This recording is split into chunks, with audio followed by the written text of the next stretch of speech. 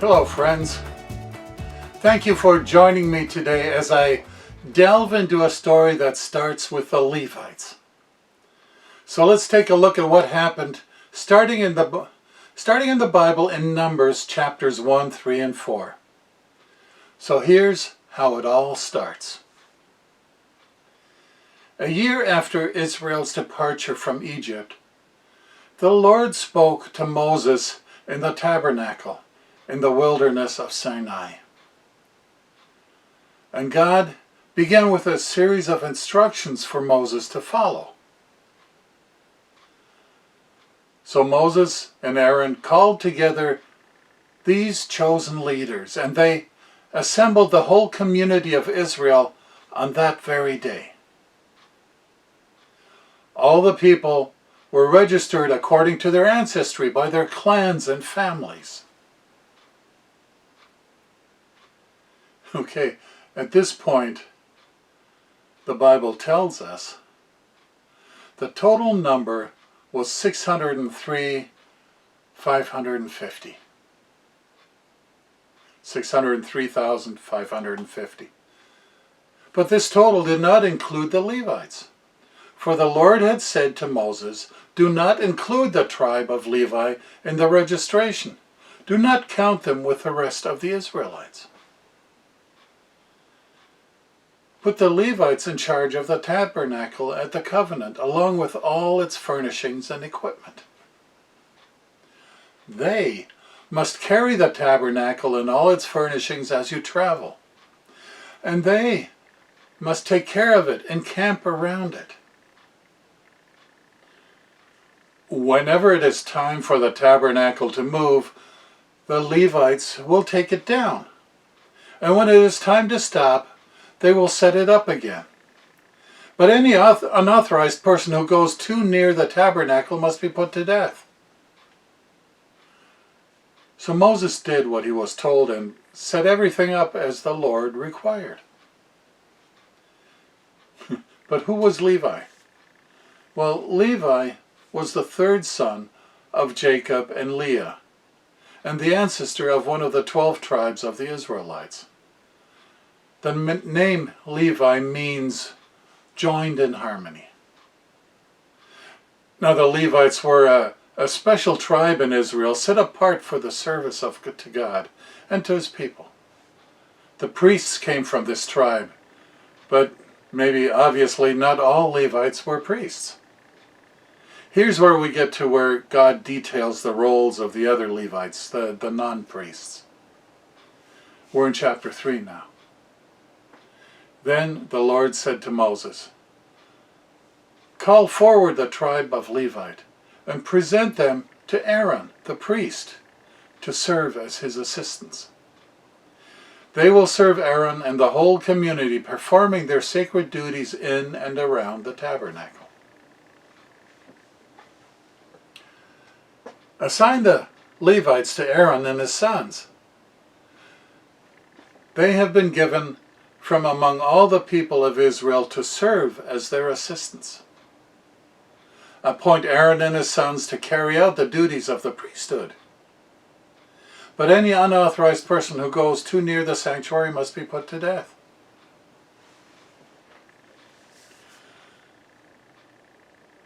And the Lord said to Moses, "Look, I have chosen the Levites from among the Israelites to serve as substitutes for all the firstborn sons of the people of Israel.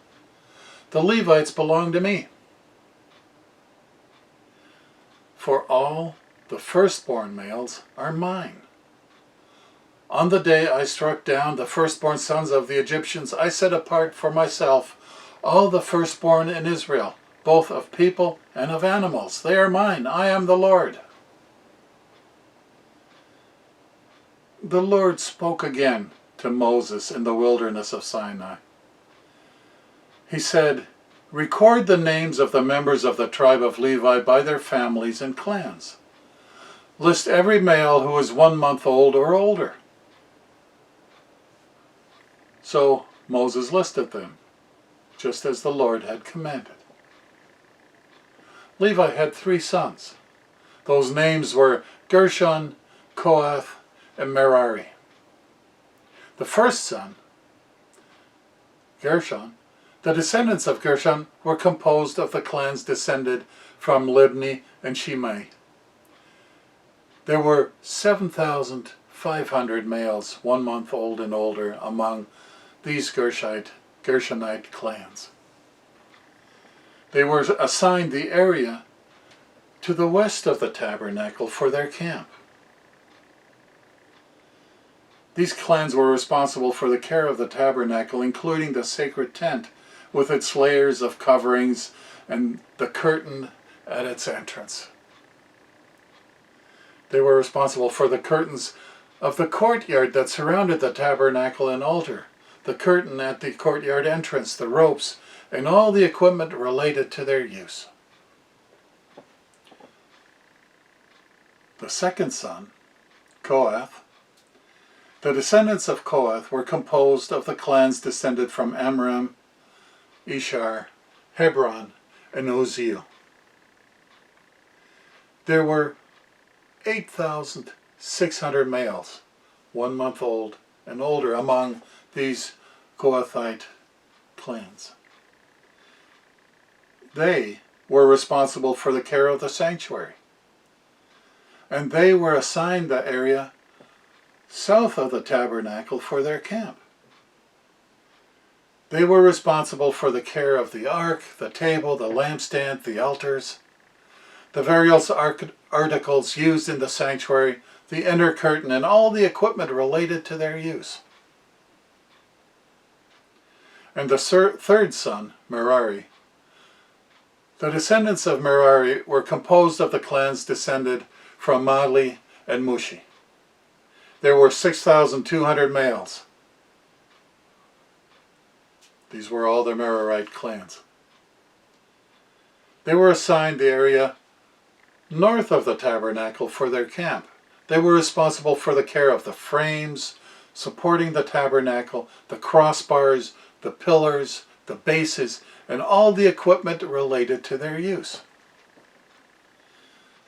They were also responsible for the posts of the courtyard and all their bases, pegs, and ropes. The area in front of the tabernacle, in the east towards the sunrise, was reserved for the tents of Moses and of Aaron and his sons, who had the final responsibility for the sanctuary on behalf of the people of Israel. Anyone other than a priest or Levite who went too near the sanctuary was to be put to death. Then Moses and Aaron counted the Levite clans at the Lord's command. The total number was 22,000 males, 1 month old or older.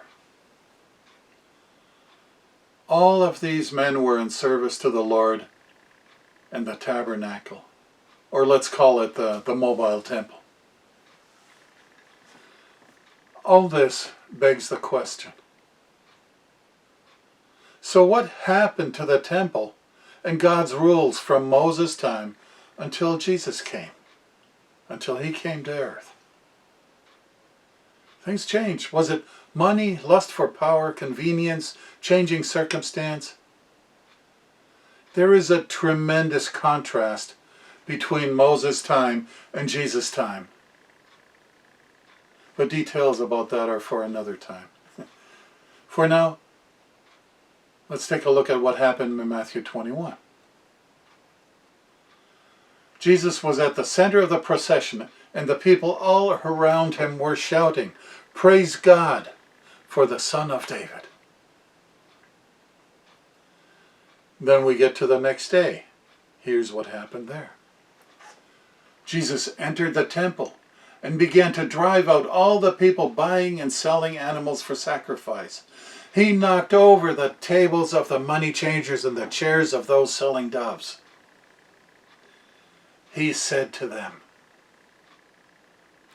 "The scriptures declare, my temple will be called a house of prayer, but you have turned it into a den of thieves." And then we come to today. It's already quite a few months that we're out of the temple, or rather out of the church buildings of today. All because of the virus. Slowly we're returning, but many now worship from home. Many worship online, taking advantage of all those choices. So I need to ask, have we learned anything through this? You know, Moses must have had a difficult time managing that group. In the early stages of the journey and at Mount Sinai, the people were generally obedient to both God and Moses. But when the people left Mount Sinai and traveled across the rugged wilderness, they began to complain and to grumble and to disobey. So I wonder, how much we accomplish when we obey God versus how little when we don't. If we were to create a scale of obedience versus disobedience, where on that scale are our churches now? For that matter, are we now? Are our churches so focused on programs and activities that we've once again lost focus, and our churches are again in a position where Jesus would come and overturn our tables? Just something to think about. So be blessed until we meet again.